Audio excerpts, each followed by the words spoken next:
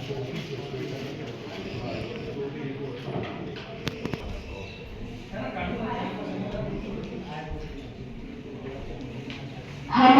मेहमान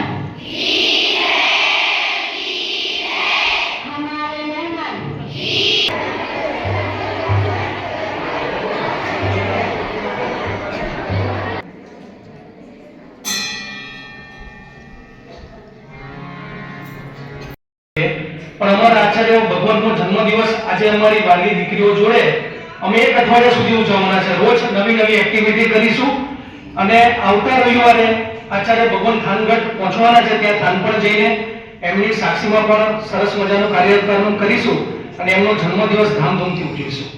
આજે ભરતભાઈ અમારા ઉપાશ્રય માસાજીના દર્શન કરવા આવ્યા હતા અને એમને વાત કરી સંસ્થાની, અમને ભાવ થયા કે જો આટલી બધી દીકરીઓ અહીંયા બિરાજમાન હોય તો આવો લાભ અમને ક્યાંથી મળે.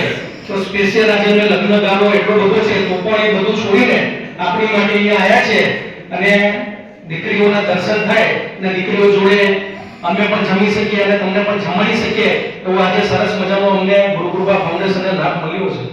કહેવાય છે કે દીકરી વાલનો દરિયો છે અને જ્યાં સંપ હોય ને ત્યાં જ આટલું મોટું કાર્ય થાય. એટલે આપણે હંમેશા સંપ રાખવાનો, પરિવાર હોય, આપણી સંસ્થા હોય કે ગમે તે હોય.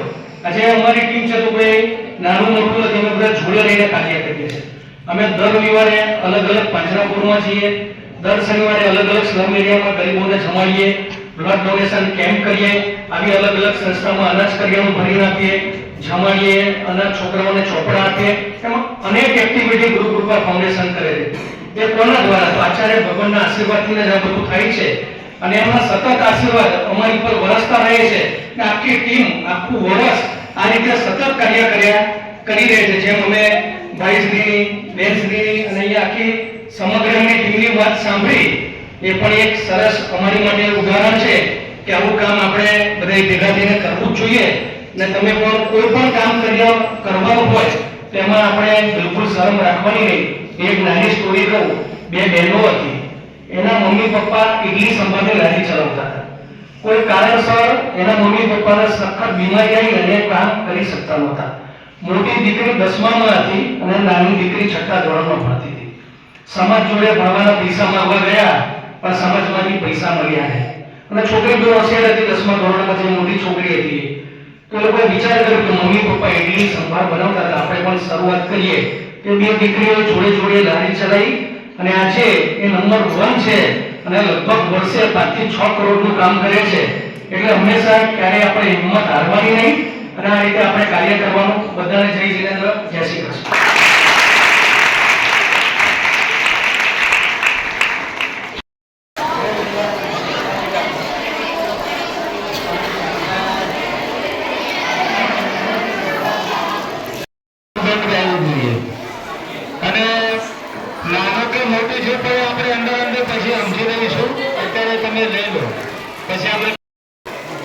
મનમાં માતા પિતાને યાદ કરો. પોતપોતાના માતા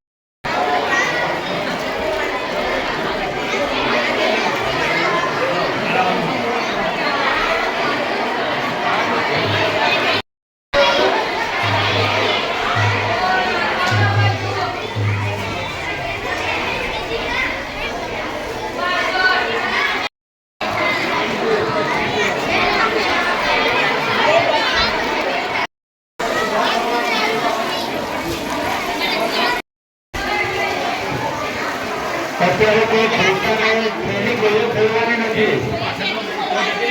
આ ખોલવાનું નથી.